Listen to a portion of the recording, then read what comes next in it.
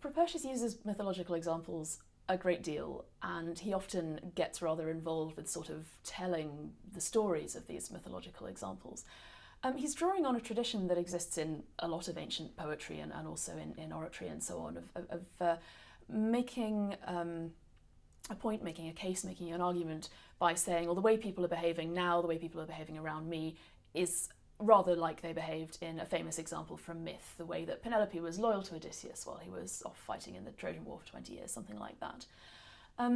But for Propertius, I think the use of the mythological examples in poems like 312, which is the one where he talks about Odysseus and Penelope a lot, is really also about making a literary claim.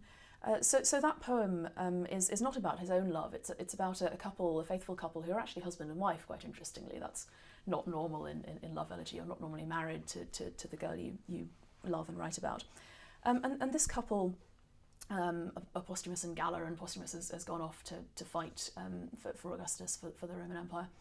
And Propertius talks a lot about how, how unfeeling, how cruel he is to his wife to do this, but how he's lucky enough to have a better wife than he deserves, and she's going to be very loyal. But in spending a lot of the poem then sort of discussing Odysseus or Ulysses, same person, and Penelope, and who are just the most famous example from the whole of Greek myth of marital fidelity, and were of course a great sort of hero and heroine themselves and the subject of Homer's Odyssey. Propertius is sort of elevating not only the relationship between Posthumus and Galla, and we can think about whether we want to take that seriously or not. I mean, are this sort of ordinary Roman couple really very much like Odysseus and Penelope? Well, maybe they are, maybe they aren't. But he's also elevating his own poetry. He's saying in this sort of elegiac love poetry, I can tell the story that was the subject of great epics.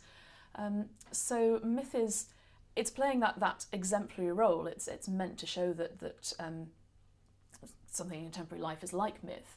But the more the time the poetry spends on the myth, the more the poetry is making claims for itself, for being a sort of higher and more important genre than you might think it is. So this poem draws not just on the content of mythological epic, but also on one or two sort of means of expression, which is quite interesting.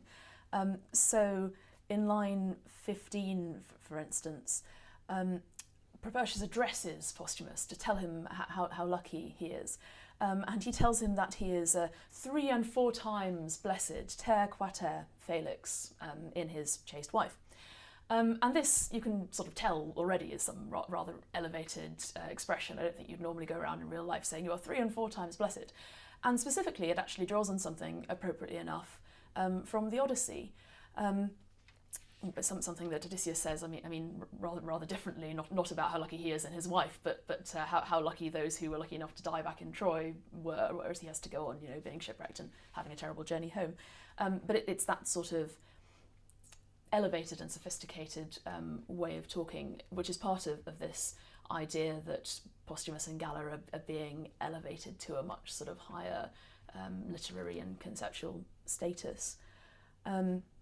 And another example is just before that, in lines 13 to 14, where Propertius explains that life is very difficult for Galla because she's going to be worrying about Posthumus a great deal, and she might worry that only a small part of him is going to be brought home in an urn, i.e. he'll die abroad and just his ashes will be brought back in an urn.